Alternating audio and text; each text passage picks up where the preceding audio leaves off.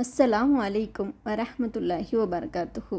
அல்லாஹ் தாலா நம்முடைய வாழ்க்கையில் ஒவ்வொருவருக்குமே கணக்கே இல்லாமல் அருட்கொடைகளை வழங்கியிருக்கான். ஆனால் அந்த அருட்கொடைகள் விஷயத்தில் மனிதன் எவ்வளவு அலட்சியமாக இருக்கான்னு இந்த வீடியோவில் தெரிஞ்சுக்கலாம். இந்த வீடியோ உங்களை கண்டிப்பாக சிந்திக்க வைக்கும் இன்ஷா அல்லாஹ். இன்றைக்கி நம்ம வாழ்க்கையில் நம்ம செய்கிற மிகப்பெரிய தப்பு என்ன தெரியுமா?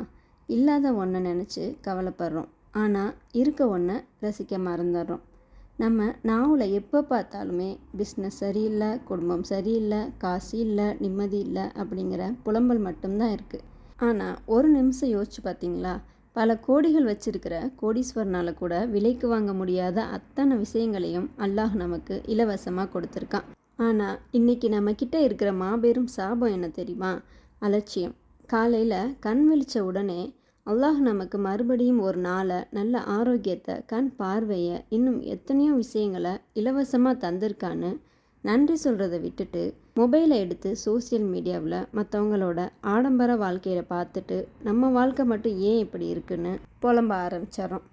அல்லாஹ் நமக்கு கொடுத்த 90% அருள்களை அலட்சியப்படுத்திட்டு இல்லாத ஏதோ சில உலக விஷயங்களுக்காக நிம்மதியை இழந்து நிற்கிறோம்.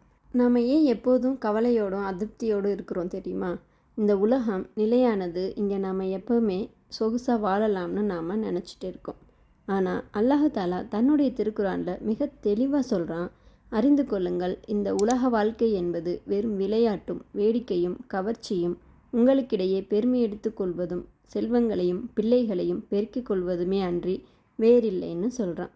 இன்றைக்கி இன்ஸ்டாகிராம் ரீல்ஸோ அல்லது யூடியூப் ஷார்ட்ஸோ பார்க்குறீங்க. அதில் வர்றவங்க எல்லாருமே சிரிச்சுக்கிட்டே ஆடம்பர உடைகளோட விலை உயர்ந்த ஹோட்டலில் சாப்பிட்ற மாதிரி காட்டுறாங்க. அதையெல்லாம் உண்மைன்னு நாமும் நம்பி ஏமாறுறோம். ஆனால் அல்லாஹ் சொல்கிறான், இந்த உலகம் ஒரு தற்காலிக விளையாட்டுன்னு. அதாவது ஒரு கிரிக்கெட் மேட்ச் நடக்கும்போது மைதானம் எவ்வளவு சத்தமாக பிரம்மாண்டமாக இருக்கும். ஆனால் மேட்ச் முடிஞ்சதும் லைட் ஆஃப் பண்ணிடுவாங்க, மைதானம் காலியாயிரும். அதுபோல தான் இந்த உலக வாழ்க்கையும். மரணம் என்ற ஒன்று வந்தவுடன் இந்த ஐஃபோனும் சொகுசு காரும் பிரம்மாண்ட வீடும் சோசியல் மீடியா ஃபாலோவர்ஸும் யாருமே நம்ம கூட வரப்போகிறதில்ல. இந்த யதார்த்தத்தை யார் விளங்கி வாழ்கிறாங்களோ அவங்களுக்கு எந்த கவலையுமே இருக்காது. அல்லாஹ் தாலா தன்னுடைய குரான்லேயே சொல்கிறான், நீங்கள் நன்றி செலுத்தினால் உங்களுக்கு நான் அதிகமாக்குவேன்னு சொல்கிறான். சுபஹானல்லாஹ். அல்லாஹ் நமக்கு தர்ற கேரண்டி இது. உன்கிட்ட இருக்கிற சின்ன விஷயத்துக்கு நீ நன்றி சொல்லு, நான் உனக்கு இன்னும் அதிகப்படுத்தி தர்றேன்னு சொல்கிறான். ஆனால் மனிதர்களாகிய நாம் என்ன பண்ணுறோம்? இல்லாத 10% நினச்சி அழுதுட்டு அல்லாஹ் நமக்கு கொடுத்த 90% அருள்களுக்கு நன்றி சொல்ல மறந்துடுறோம். நம்ம நாவில் அது இல்லை இது இல்லைன்னு புலம்பல் மட்டும்தான் இருக்குது. சரி, நன்றி செலுத்துவதற்கு நம்மக்கிட்ட என்ன தான் இருக்குன்னு கேட்குறீங்களா? நபி ஸல்லல்லாஹு அலைஹி வஸல்லம் அவங்க சொன்ன 3 முக்கியமான ஹதீஸை கேளுங்க, உங்களுக்கே புரியும். நபி அவர்கள் சொல்லியிருக்காங்க, 2 அருட்கொடைகளில் பெரும்பாலான மனிதர்கள் ஏமாற்றப்பட்டு விடுகிறார்கள். அது என்ன தெரியுமா? ஆரோக்கியம், ஓய்வு நேரம் அப்படின்னு சொல்லியிருக்காங்க. நாம் எல்லோருமே எனக்கு நேரமே இல்லை, ரொம்ப பிஸியாக இருக்கேன், குடும்பத்தோடு பேச நேரம் இல்லை, குர்ஆன் ஓத நேரம் இல்லைன்னு சொல்கிறோம் இல்லையா? ஆனால் வார கடைசியில் நம்மளோட ஸ்க்ரீன் டைம் ரிப்போர்ட்டை பாருங்கள், அப்போ தெரியும் தினமும் சராசரியாக 4 to 5 மணி நேரம் மொபைல் பார்த்துட்டே நாம் வீணடிச்சிருப்போம். சும்மா பெட்டில் படுத்துட்டு ஒரு 10 நிமிஷம்தான் அப்படின்னு ஆரம்பிச்சிருப்போம். ஆனால் அதில் 2-3 மணி நேரம் எப்படி போகுதுன்னே தெரியாது. அப்படின்னா நம்மக்கிட்ட நேரம் இல்லாமல் இல்லை, இருக்கும் ஓய்வு நேரத்தை வீணாக்கிட்டு சோசியல் மீடியானால் ஏமாந்து நிற்கிறோம் தான் அர்த்தம். அதே மாதிரி நம்முடைய ஆரோக்கியத்தை துரித உணவுகள் மூலமாகவும் நைட்டு லேட்டாக படுத்து தூங்குவதனாலையும் வீணாக்கிறோம். இன்றைக்கி 25-30 வயசில் கூட சர்க்கரை நோய், இரத்த அழுத்தம், ஹார்ட் அட்டாக் வருது. பைக்கில் போகும்போது ஒரு சின்ன ஆக்சிடெண்ட் நடந்து கையோ அல்லது கால்லையோ ஒரு எலும்பு முறிவு ஏற்பட்டு பெட்டில் படுக்கும்போது தான் தெரியுது சுயமாக எழுந்து பாத்ரூம் போகிறது எவ்வளோ பெரிய சுதந்திரம், ஆரோக்கியம்னு. இன்றைக்கி பணக்காரவங்களை பார்த்து நாம் ஏங்குறோம். ஆனால் நபி ஸல்லல்லாஹு அலைஹி வஸல்லம் அவங்க சொல்லியிருக்காங்க, அதிகமான செல்வங்கள் இருப்பது உண்மையான செல்வம் இல்லை, மாறாக மனநிறைவு பெற்றிருப்பதே உண்மையான செல்வம்னு.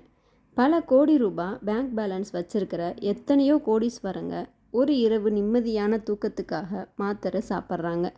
அல்லாஹ் நமக்கு கொடுத்த உணவும் இருப்பிடமும் நம்மளை மாத்திரையே இல்லாமல் நிம்மதியாக தூங்க வைக்குதா?